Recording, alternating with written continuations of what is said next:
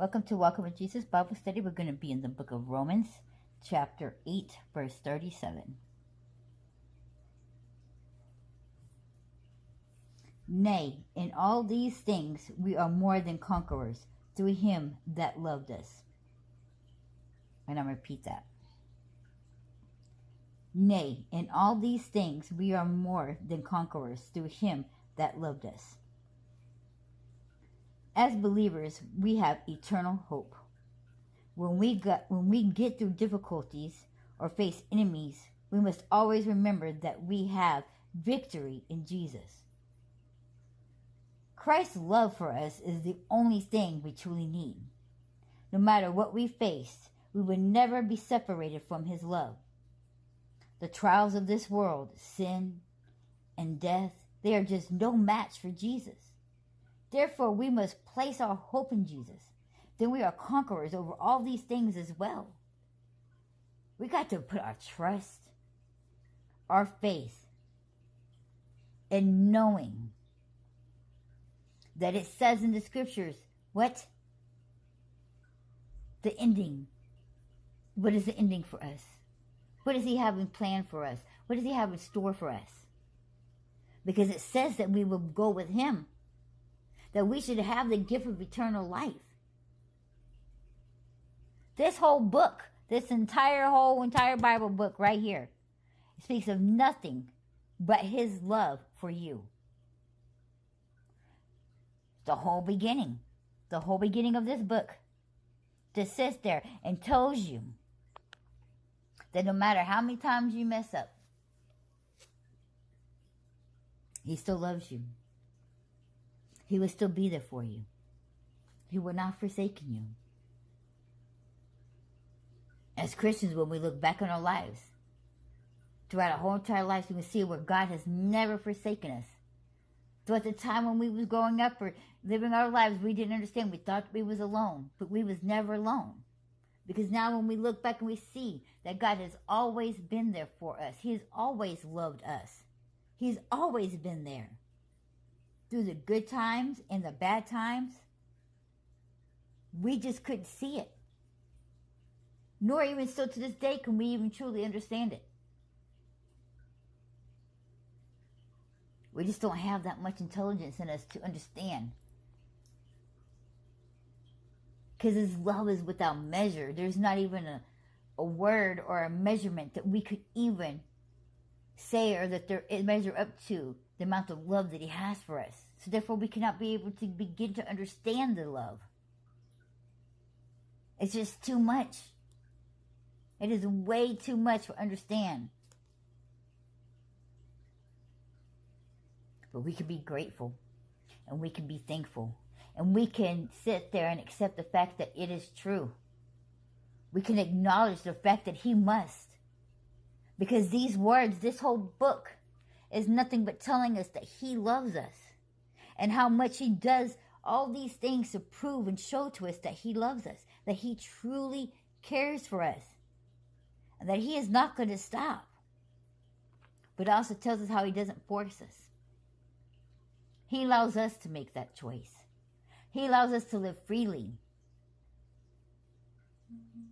Because if he didn't, it wouldn't truly be love. We would be captured.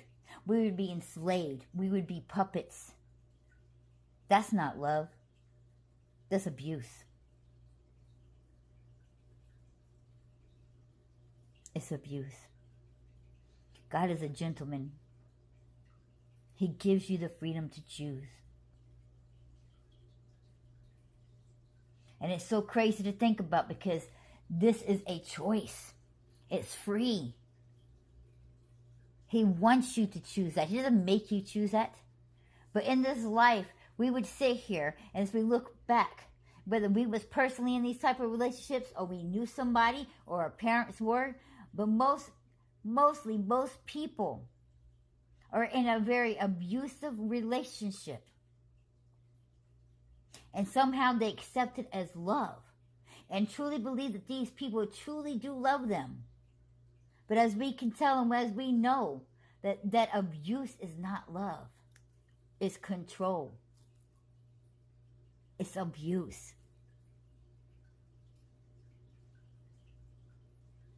A lot of people like to twist it to where, oh, well, he's going to be mean to me and he's jealous. That means he truly loves me. No, because that is not love. That is just greed. They don't truly want you. Their jealousy is because they just don't want somebody else to have you. It has nothing to do with them actually wanting you. That's just greed, my friend. That's not love.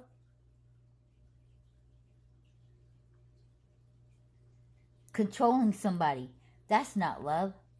Because they don't care about your feelings. Love means to care. And when they do these things, there's no part in caring in any of those words whatsoever. It's a power trip.